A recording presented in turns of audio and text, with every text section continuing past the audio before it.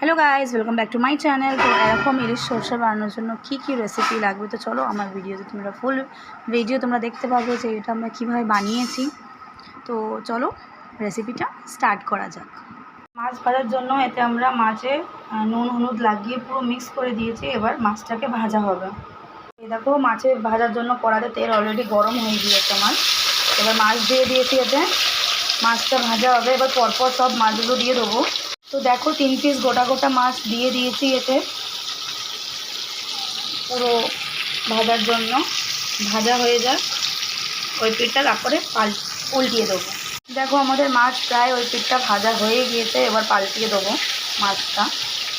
দেখো কি সুন্দরভাবে ওই পিঠটা দেখো ভাজা হয়েছে। একটা পাল্টিয়েছি আর এই দুটো পাল্টাবো এখন।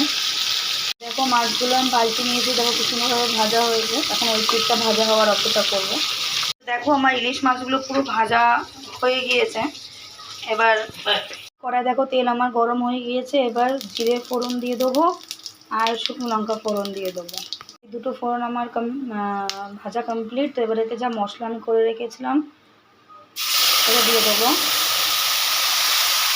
তো এর মধ্যে আমি মশলা করেছিলাম, এর মধ্যে তোমার সর্ষে দিয়েছিলাম, পোস্ত দিয়েছিলাম অল্প, তারপর তোমার চাল মগজ দিয়েছিলাম, কাঁচা লঙ্কা দিয়েছিলাম।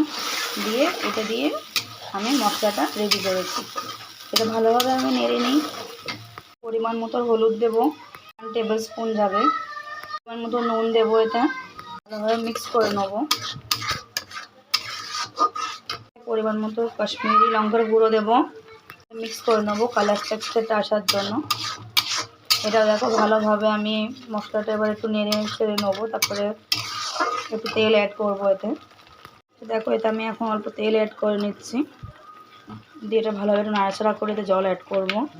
দেখো এই মশলাটা ভালোভাবে আমার ভাজা হয়ে গেছে। তো সামান্য পরিমাণ জল দেবো, কারণ গ্রেভিটা তো বেশি হবে না। তো এতে 1/2 কাপ মতো জল অ্যাড করবো আমি, বেশি না। দিয়ে এটাকে ভালোভাবে এবার নাড়বো। এটা ফুটে উঠলে তারপরে মাছ দিয়ে দেবো এটা আমি। সো দেখো গ্রেভিটা আমার ফুটে গিয়েছে। তো এবার মাছগুলো এক এক করে অ্যাড করে দেবো এর মধ্যে আমি, কারণ মাছগুলোও একটু সেদ্ধ হবে, ওর মধ্যে মিক্স হবে আর কি। এবার এই লেজাটা ছিল, লেজাটাও দিয়ে দিচ্ছি। এটা ভালোভাবে একটু ফুটে গেলে তারপরে নামিয়ে নেব। সো গাইস দেখো আমাদের ইলিশ সরষে রেডি। দেখো কি সুন্দর হয়েছে দেখতে। গাইস যদি আমার চ্যানেলের রেসিপিগুলো তোমার যদি ভালো লাগে বা আমার চ্যানেলের ভিডিওসগুলো যদি ভালো লাগে তোমাদের, please do like share and subscribe to my channel. Subscribe করার পর পাশে থাকা বেল আইকনটিতে দাবিয়ে দেবেন, কেননা যখন আমি ভিডিও পোস্ট করব সবার আগে প্রথমে আপনারা পাওয়ার জন্য, আপনাদের কাছে আসার জন্য। তো চলো সবাই ভালো থেকো, সুস্থ থেকো। আবার আসবো নতুন একটা নেক্সট ভিডিও নিয়ে।